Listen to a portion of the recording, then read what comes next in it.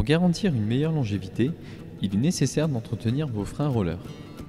Pour cela, vous aurez besoin de deux outils, une clé à pipe de taille 15 et une clé à pipe de taille 17. Commençons cet atelier par le démontage du frein. Détachez le câble de frein en pivotant le mécanisme vers l'arrière. Détachez ensuite la gaine du câble de frein.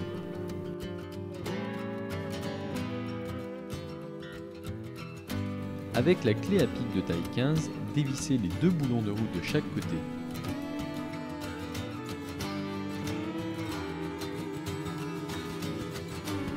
Retirez ensuite la roue de la fourche, puis enlevez le boulon de roue côté frein.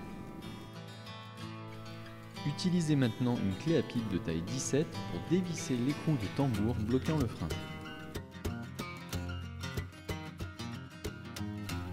Vous pouvez alors retirer le frein de l'axe de la roue. Nettoyez le moyeu avec un chiffon, dépoussiérez ensuite le frein avec une soufflette d'air comprimé.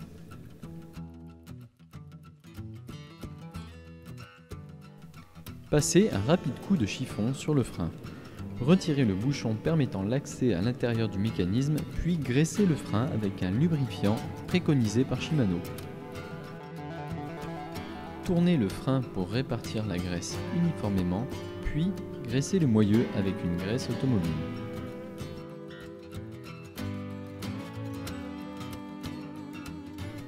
Nous allons maintenant procéder au remontage. Commencez par replacer le frein sur l'axe de la roue et revissez par-dessus l'écrou de tambour.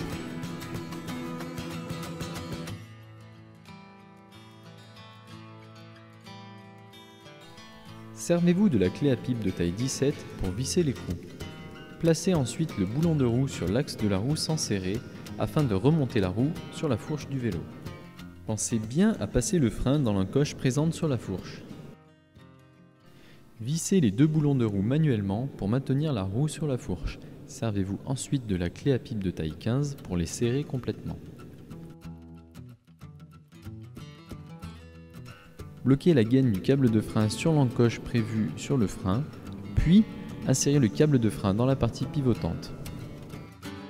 Testez le bon fonctionnement du frein et c'est terminé.